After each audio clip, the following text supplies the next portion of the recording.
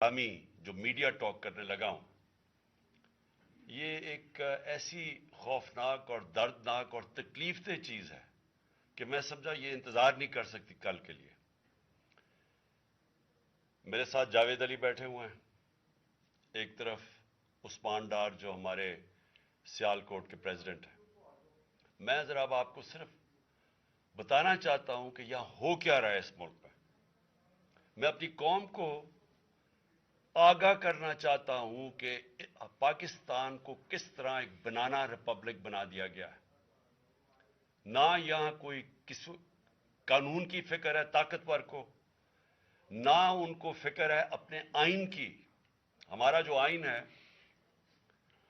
उसका शिक आर्टिकल 14 वो वाज़ेह तौर पे कहता है कि हर इंसान की इज्जत की हिफाजत की जाएगी, हर इंसान की डिग्निटी को प्रोटेक्ट किया जाएगा। ये हमारा आइन हमें हक देता है। लेकिन जो ये जावेद अली से हुआ, ये मैं इसके मुंह से आप सबको आपको सुनना चाहिए कि इस इंसान से हुआ क्या। और मैं उसके बाद आपको बताऊंगा, ये जब खत्म कर देंगे, कि ये जावेद अली तो एक आदमी है जो सामने आ गया है। यहां इतने लोगों को इन्होंने, जब से हमारी गवर्नमेंट गई है, इस तरह के बयान दिलवाने की कोशिश की कि या हमारे एमपीज एमएनएज जो तकड़े वजीर हैं उनके खिलाफ दो, या उनके ऊपर वीडियो फिल्म बना दो, या ब्लैकमेल करने के लिए उनकी कोई ऑडियो टेप्स कर दो, या उनके ऊपर कोई करप्शन के केसेस बना दो ब्लैकमेल करने के लिए। सिर्फ एक इनका मकसद है कि किसी तरह तहरीक इंसाफ और इमरान खान को कमजोर करके इन चोरों को फिर से इलेक्शन जिता दिया जाए। अब मैं जावेद अली की इंट्रोडक्शन करवा दूं। इनको उस्मान डार ने, जो क्लास 4 होती है, जो क्लास 4 की नौकरी होती है, वो नौकरी दिलवाई सियालकोट में। ये खुद बताएंगे कि इनकी नौकरी एक चौकीदार थे जी, चौकीदार की नौकरी थी। इनको उठाया गया, पुलिस ने उठाया, और उसके बाद नामालूम अफराद ने उठाया। और अब इनसे पूछे, इनकी जुबानी पूछे कि इनसे किया क्या गया। फिर मैं वापस आता हूं आपके पास। बोलो जावेद। अस्सलाम वालेकुम। जी, मेरा नाम जवेद अली है। मैं चौकीदार की नौकरी करता हूँ एजुकेशन डिपार्टमेंट में। तो मुझे उधर बुलाया जाता है कॉल करके कि आप आएँ इधर और आप सैलरी अप्लाई करें और आपको जो है ना आपकी सैलरी में मिले। मैं उधर गया हूँ और मुझे उधर सुबह 11 बजे से लेके तकरीबन 3 साढ़े 3 बजे तक बैठाया जाता है। आप बैठो, करते हैं तकरीबन उधर 4 बजे के करीब 7-8 पुलिस वाले आते हैं।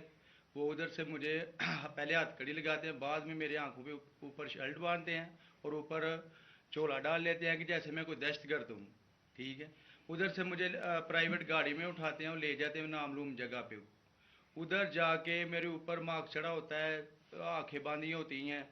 तकरीबन 7-8 बंदे होते हैं वो जो मुझे जाते फर्श पे लटा देते हैं और मारना शुरू कर देते हैं कि तुमने, उस्मान डार ने तुमसे कितने पैसे लिए नौकरी दिलवाने के लिए।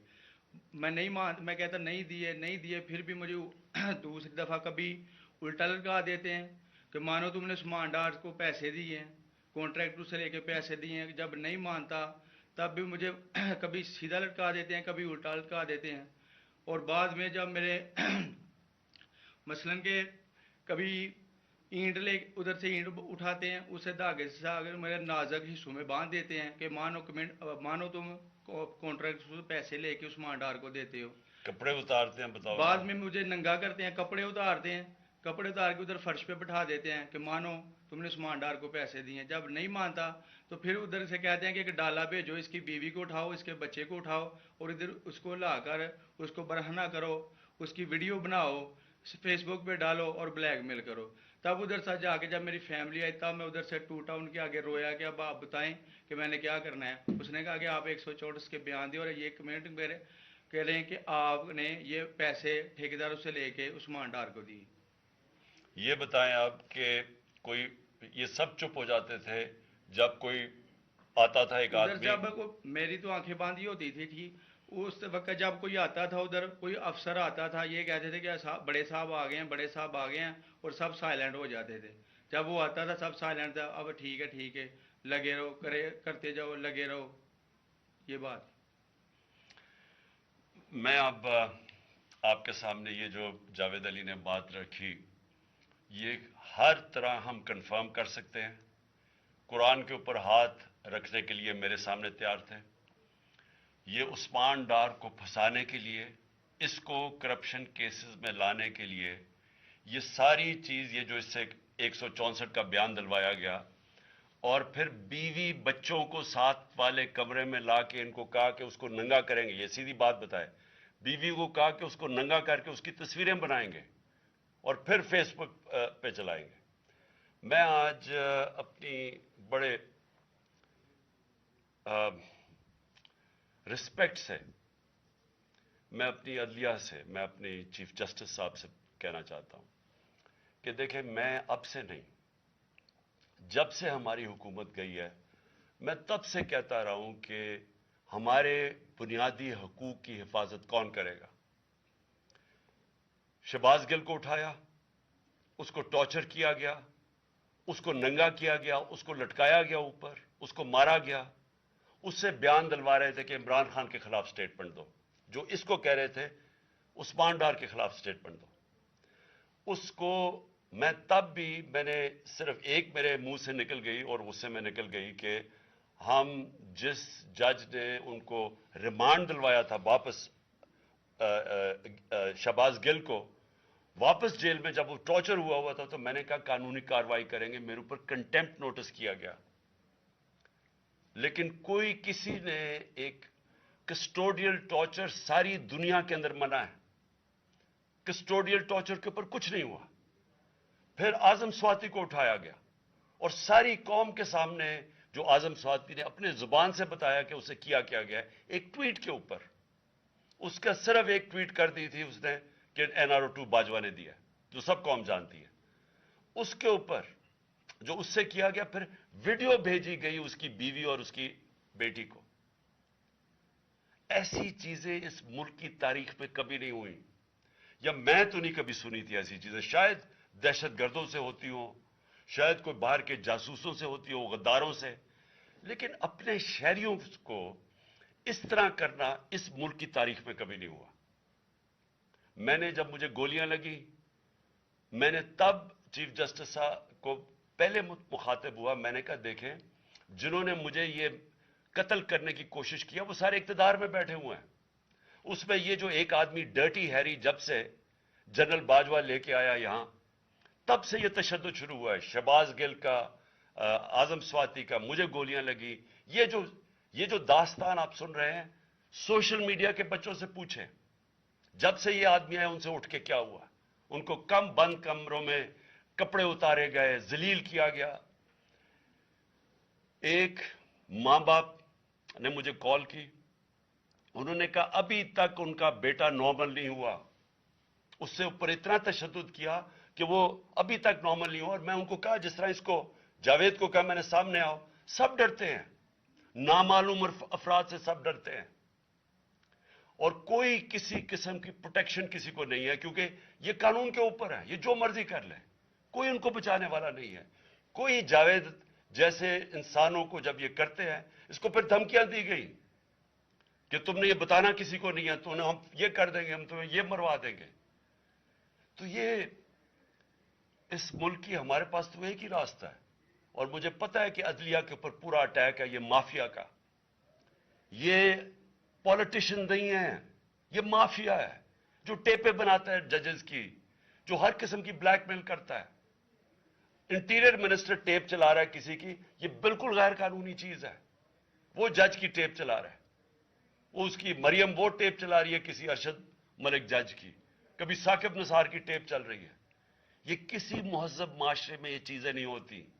یہ کنٹرول کے لیے، عدلیہ کو کنٹرول کے لیے صرف یہ سارے حربے استعمال کیے جا رہے ہیں. میں آج اس پلیٹ فارم سے اپنے چیف جسٹس اور اپنی ہائر جوڈیشری کو، امید تو صرف آپ سے رہ گئی ہے. اس وقت جو جس طرح کا ظلم کیا جا رہا ہے، یہ نامعلوم افراد جو کر رہے ہیں اس ملک کے ساتھ، اور خاص طور پہ جو ڈرٹی ہیری ہے، میری ساری انہوں نے، یہ کیسے ہو سکتا ہے کہ میری جو ساری جے آئی ٹی کی رپورٹ تھی جو انہوں نے فورینسک ایویڈنس جمع کی ہوئی تھی وہ ساری ختم کر دی ہے. ان 4 آفیسرز کو پھر اوپر بٹھا دیا ہے جن کے اوپر پروسیکیوٹر جنرل نے کہا تھا کہ انہوں نے میری جے آئی ٹی کی ایویڈنس سیبوٹاج کرنے کی کوشش کی. اس نے ٹیررزم کورٹ کو بتایا ہے, ان کو واپس لا کے اوپر بٹھا دیا ہے. یعنی اس سے انصاف ملے گا, ساری ایویڈنس ختم کر دی ہے. تو ہمیں کدھر جائیں گے ہم؟ میری ریکویسٹ ہے چیف جسٹس صاحب, یہ جاوید علی کی اس کے اوپر سوٹ موٹو ایکشن لیں, پتہ چلائیں کہ یہ کون لوگ ہیں. اور اوپر سے اس نے نامعلوم افراد نے اس نے سنا کہتے ہوئے کہ پولیس کے اوپر سارا الزام لگانا, پولیس کو پنچنگ بیگ بنانا اور کچھ نہ کہنا, نہیں تو ہم تمہیں یہ کر دیں گے, مار دیں گے. دیکھیں جی وقت آ گیا ہے.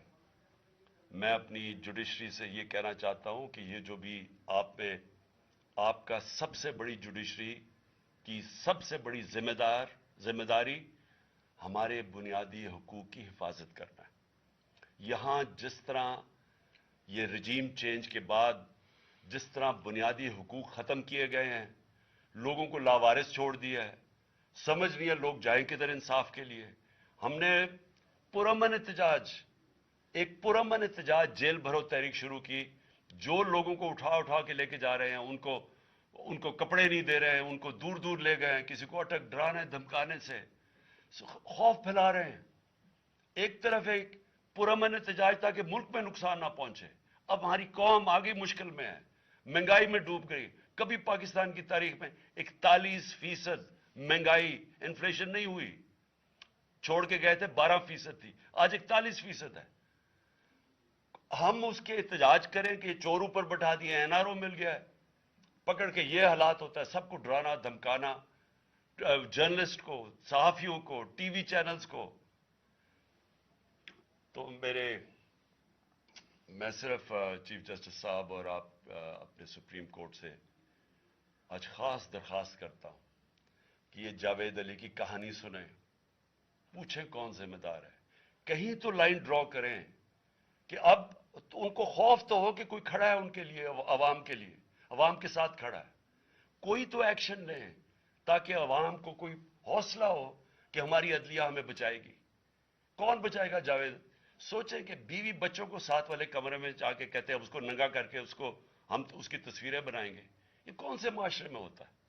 یہ کون, یہ کوئی غدار ہے؟ کوئی ایک چوکی دار کی کلاس 4 کی نوکری کر رہا ہے, اس سے اٹھا کے یہ کیا کہ جی اس کے خلاف ایویڈنس دے, کہ وہ دیکھیں جی کتنا آپ نے اس کے لیے کتنی پتہ نہیں کدھر سے اس نے کلاس 4 کے چوکی دار نے پتہ نہیں کیسے پیسے بنا کے دینے تھے اس کو, لیکن کوئی ایویڈنس مل جائے تاکہ کسی طرح تحریک انصاف کا جو سیالکوٹ کا ہمارا ڈسٹرکٹ کا پریزیڈنٹ ہے اس کو کسی طرح گندا کیا جائے اور اس کو کسی طرح نااہل کیا جائے, کسی طرح اینٹی کرپشن میں آ جائے.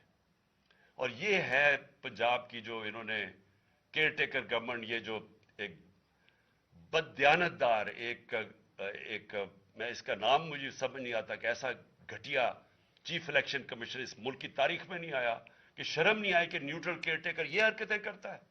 یہ نیوٹرل کیئر ٹیکر کے نیچے ہو رہا ہے.